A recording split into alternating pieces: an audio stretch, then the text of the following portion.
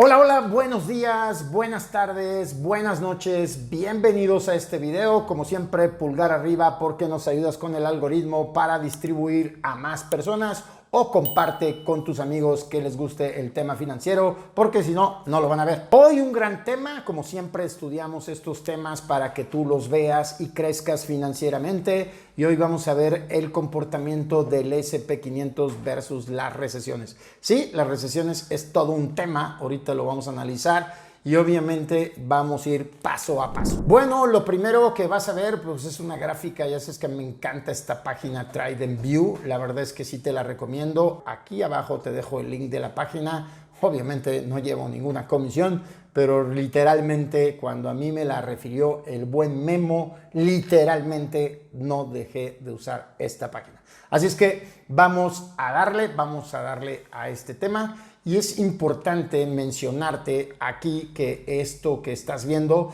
pues te va a empezar a dar sentido. ¿Qué pasa con las recesiones? Aquí estamos corriendo un periodo de tiempo, como siempre te lo comento, desde 1980 a la fecha. O sea, estamos hablando de 43 años.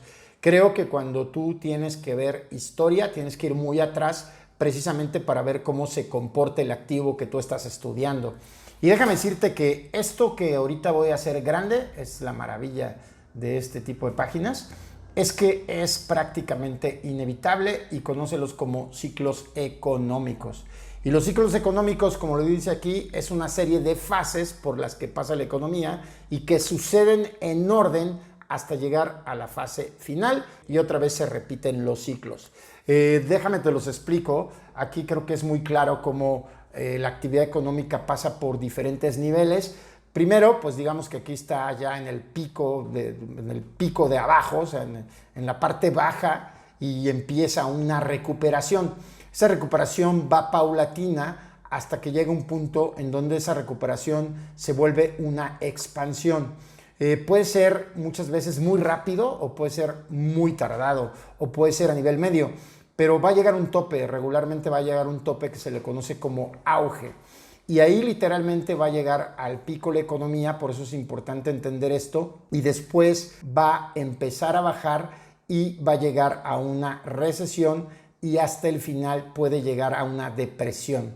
Literalmente pueden pasar ciertas cosas en donde se puedan evitar esta, que es la recesión o la depresión, pero regularmente cuando esto llegó a un pico sí tiende a bajar, y ahorita vamos a ver en un periodo largo cuántas recesiones ha habido en Estados Unidos e inclusive cuántas han afectado globalmente, a llegar a la depresión, que esas obviamente son menos, y obviamente volveríamos a empezar el ciclo de recuperación. Ahora hagamos pequeñita otra vez esta pantalla y regresemos al tema de la tasa de interés y la inflación, que son dos factores súper importantes, fíjate bien, súper importantes que van a afectar en una economía.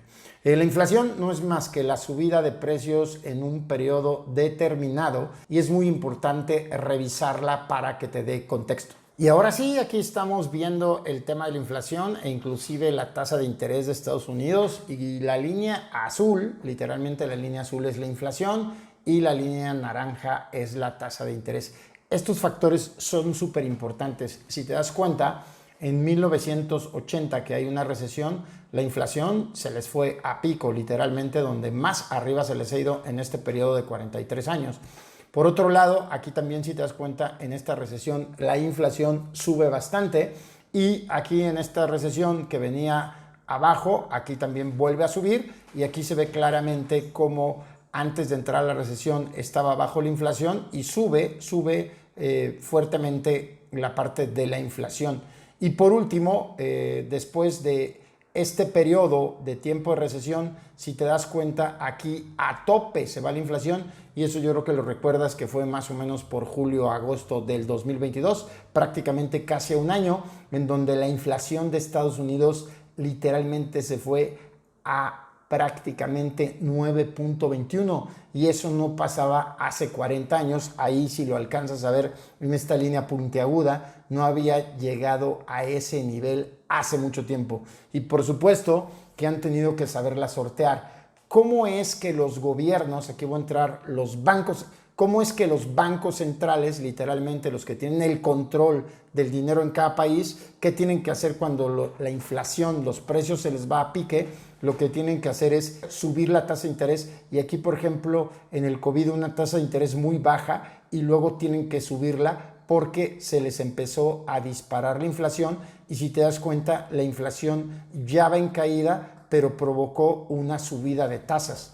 Esto es una relación directa, literalmente, y es una de las herramientas más potentes que tienen los bancos centrales, porque lo que estoy tratando es una de las herramientas más potentes que tienen los bancos centrales, porque precisamente en los ciclos económicos debemos de entender algo muy importante, que regularmente cuando entramos en un periodo de expansión, la inflación está controlada, las tasas de interés están abajo y hay empleo. Esos tres factores son literalmente exponenciales. Los explico. Si no hay inflación, la gente no le están subiendo mucho los precios, puede comprar. Paso número 1. Paso número 2, la economía se mueve por crédito. La mayoría de las transacciones que se hacen en el mundo no son por cash, sino es por crédito, tanto de las personas como de las empresas. Entonces, si la tasa de interés está baja y es buen momento para invertir en bienes raíces, lo vas a hacer si tienes el capital y tienes precisamente el enganche, y obviamente las condiciones para pagar tu mensualidad son óptimas. Entonces, obviamente, ahí podrás, inclusive si lo haces como negocio, tomar buenas rentabilidades. Pero me voy a otro ejemplo, digamos, no de inversión, pero si tú quieres comprar una pantalla, literalmente a la mayoría de las personas no nos alcanza a pagarla de forma de contado. Puedes recurrir al crédito. Entonces, las economías, su peso importante está en el crédito. Por eso es muy importante decirte que los ciclos expansivos tienen que ver con una baja inflación, tasas de interés bajos y obviamente buen empleo. Así es que ahí empezamos un ciclo expansivo. Aquí otra vez en pantalla, déjame te doy un dato muy interesante, que es este tema. O sea, este tema te va a hacer sentido porque es tan importante la tasa de interés, porque se contrae una economía. Déjame decirte que aquí estamos haciendo un análisis desde 1953 hasta el 2020, las diferentes recesiones que ha habido y realmente por qué han sido cada una de ellas. Déjame decirte que en este periodo se han presentado 11 recesiones en Estados Unidos, y 6 de ellas han sido globales. La del 58, la del 75, la del 80, la del 82, la del 2009 y la del 2020. Quiere decir que prácticamente le pegaron a todo el mundo. Y déjame decirte que de esas 11 recesiones, 1, 2, 3, 4, 5, 6, 7, 8, 9 tuvo que ver con la política monetaria de la Fed. Quiere decir que prácticamente subieron la tasa de interés para contraer la economía. Y te das cuenta cómo la tasa de interés, el crédito, es muy importante en los ciclos económicos. Mucho cuidado con ese tema. Y obviamente dentro de esas 11 la inflación tomó un papel preponderante. Quiere decir que una recesión, recuerda, es la caída del consumo, la caída de las empresas, menos ventas, y hay una contracción. Entonces, si hay inflación, el múltiplo es más difícil para las empresas y a ti te cuestan más las cosas. Déjame decirte que de esas 11, 1, 2, 3, 4, 5, 6, prácticamente un poco más de la mitad tuvieron que ver con inflación. Y por otro lado, hubo el tema del petróleo, en las cuales intervino prácticamente en 5, la crisis bancaria, que fueron muy sonadas en el .com, el tema inmobiliario y el tema de los créditos. Las burbujas de activos, que prácticamente en esos periodos hubo 2, la parte del .com y la parte de la burbuja inmobiliaria en 2000 y 2008. Por otro lado, problemas con el dólar y una pandemia en 1958 y la pandemia que hoy conoces muy bien del 2020, que ya tiene prácticamente casi 3 años. Y la pandemia del 2020 que prácticamente ya tiene 3 años. Y otros factores. Pero esto es súper importante, como aquí verás. Vamos a hacer pequeñita esta pantalla y vamos a seguir con cada una de nuestras gráficas. y hagamos grande esta que es la tasa de interés de Estados Unidos, y como te darás cuenta, si esta tasa está arriba como en 1980 o hoy que está arriba la tasa de interés, pues obviamente los mercados van a contraerse. Pero lo más importante, aunque haya recesiones, yo sigo mi camino y ahorita vas a ver por qué.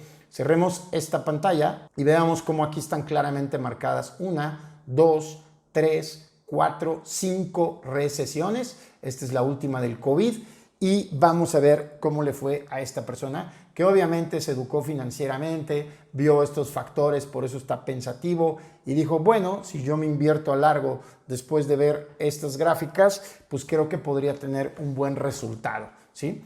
Y pues sí, a fin de cuentas, él decidió ver el S&P 500 como el plan de inversión y obviamente retar a las diferentes recesiones para lograr una buena inversión. Por aquí te dejo la descripción de algunos videos que hablo de buenas inversiones por arriba de la inflación. Así es que vamos a analizar otra vez el S&P 500. A mí se me hace un excelente activo, por eso hablo mucho de él, porque invierte en las 500 empresas más importantes de Estados Unidos. Pero bueno, ¿qué pasa? Bueno, lo que pasa es que arranca, y déjame decirte que esto se mide por puntos, o sea, el S&P 500 se mide por puntos y como lo he dicho también en otros videos, tú no puedes comprar el S&P 500, pero puedes comprar un ETF que replica el S&P 500, como por ejemplo el IBB, ¿sí? Entonces sí es importante que compres un ETF. Y fíjate cómo, a fin de cuentas, estos puntos van subiendo conforme vas avanzando y prácticamente hoy está dentro de los 4,469 puntos cuando estoy haciendo este video. O sea, quiere decir que empezaste aquí, que eran 40 puntos, y hoy vale 4,469 puntos. Como verás, 179 puntos que está aquí y ahora está cerca de los 4,500 puntos, pues digo, ya lo veremos, pero es una buena ganancia. Pero obviamente las recesiones claramente se ve como el índice tiene sus caídas y considerablemente. Si vemos aquí la del desempleo y luego vemos la del petróleo, por eso está esta flechita roja, aquí se ve claramente la caída. Pero si nos vamos al .com, que fue una crisis muy fuerte por ahí de los años 2000, un poquito antes, pues aquí nos damos cuenta que tú traías el precio a 1,297 puntos y si yo corro este precio a la salida prácticamente de la crisis, pues se fue a 709 puntos. Pero si yo me mantuve con la posición, pues antes de entrar a la siguiente crisis, que fue otra de las crisis más fuertes y otra de las recesiones más fuertes, estaba en 1,519 puntos, ya había recuperado, pero en esta crisis bajé hasta los 688 puntos. Te darás cuenta la cara de la persona que ve cómo están cayendo sus inversiones. Pero déjame decirte que él dijo, no, pues vamos a seguirle. Y déjame decirte que aquí literalmente hubo un ciclo expansivo, tasas de intereses relativamente bajas, inflación controlada, buen empleo y hubo expansión de múltiplos en la bolsa. O sea, literalmente llegamos a los 3,325 puntos prácticamente un poquito antes de entrar a la siguiente recesión del COVID. Y obviamente en el COVID hubo una bajada muy interesante que aquí te darás cuenta, está la flecha roja, y luego hubo un regreso muy rápido en B, que aquí se ve claramente, y llegando a los 4,500 puntos. Después viene otra bajada en el 2022 y luego otra vez el mercado vuelve hacia arriba. Prácticamente esta persona estuvo invertido durante 43 años y es muy importante llegar a ciertas conclusiones que para mí son las más valiosas. Bueno, déjame te doy contexto. Esta persona literalmente invirtió por un periodo de 43 años, que fue un crecimiento de, aquí está marcado, del 3,432%. Y ahí se va moviendo porque va en el minuto a minuto. Y un KGR prácticamente entre el 8,65, 8,90 de KGR, o sea, la tasa de interés que siempre he hablado. Esta persona que invirtió aquí un capital de 1 millón de pesos, si te das cuenta, hicimos grande esta calculadora financiera, nos dice que si 1 millón de pesos lo invierto a una tasa del 8,96 durante un periodo de 43 años, tendrás 40 millones de pesos, una cifra estratosférica. Hay que quitar la inflación y este número seguramente restará, pero realmente estuvo por arriba de la inflación y es un extraordinario número porque la gente se espera, dice, llegará el momento adecuado, a ver cuándo lo hago, y literalmente ni lo hacen ni con una buena tasa ni con una mala tasa y nunca lo hacen. Así es que tomar acción, como siempre lo he dicho, causa un diferencial en tus inversiones. Así es que ya sabes, invirtió $1 millón hace 43 años y hoy tiene 40 millones de pesos. Hagamos pequeñito esto. Y un tema muy importante en el S&P 500 es que el S&P 500 tiene las empresas más importantes y los sectores más importantes en el momento que estás invirtiendo. Hoy las empresas que lideran el índice son Apple, son Microsoft, son Google.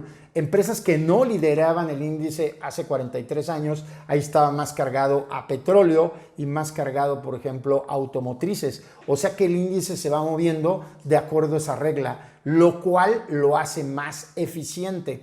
Es un excelente instrumento de diversificación porque tiene 500 empresas y como ves, tienen empresas que realmente hacen muy bien su trabajo. Vamos a hacer la pantalla grande y veamos a Google con beneficios anuales crecientes, porque es una de las reglas que dice Warren Buffett. Fíjate en empresas que tengan buenos ingresos, que crezcan sus ingresos y que tengan buenos beneficios, buenos márgenes por arriba de un 20%. Apple tiene márgenes del 25%. ¿Y por qué es tan importante el margen? Porque a la larga estas empresas, si tienen ganancias al tú invertir en ellas, pues obviamente te van a devolver esa inversión que tú hiciste. Si hacemos pequeñita aquí a Apple, también podríamos hacer grande a Microsoft y nos diéramos cuenta que trae un 34% de margen. Excelente margen. Así es que seguramente te va a ir bien. Y por otro lado, la otra empresa que lidera el índice hoy en día es Google, con un margen del 21%. Bueno, pues como siempre en este canal hacemos análisis profundos, un análisis que me da mucho sentido y que tienes que tener mucho cuidado con el tema de la tasa de interés, que es la más importante, la inflación y las diferentes variables como el empleo en el tema macroeconómico. Pero si tú te inviertes a largo, pues realmente está probado que el S&P 500 es un gran activo. Aquí te voy a dejar puntos importantes de qué hacer en una recesión. Así es que velos porque te van a hacer sentido. Lo primero que tienes que hacer es cuidado con tu gasto y el ahorro. Considera reducir gastos no esenciales y aumentar tu tasa de ahorro. Una recesión puede durar más de lo esperado, por lo que obviamente tienes que tener un colchón financiero. Diversificación de tus inversiones, no todos los huevos en una sola canasta. Diversifica tus inversiones y obviamente podrás protegerte contra pérdidas graves. Es muy importante capacitarte, formarte sobre qué es una recesión, porque eso hará que la enfrentes mejor. No entres en pánico. Las decisiones financieras impulsivas rara vez son buenas. En lugar de vender tus activos en pánico, considera mantener una perspectiva a largo plazo, como lo viste en el video. Deudas. Prioriza el pago de deudas con altos intereses, porque una recesión, como lo expliqué, puede hacer que la tasa de interés sea más alta. Obviamente investiga oportunidades. A veces una recesión puede presentar oportunidades de inversión atractivas, ya que los activos suelen estar por abajo del precio. Y esta es una de las más importantes, que es la salud financiera, y sí, altamente recomendable hablar con un asesor financiero para comprender mejor tus finanzas y cómo puedes protegerte y aprovechar las oportunidades durante una recesión. Aquí abajo te dejo el link en donde puedes agendar una mentoría personal conmigo sin costo. Y como siempre, recuerda que el lema de este canal es que tu dinero nunca duerma. ¡Vámonos, Mr. George!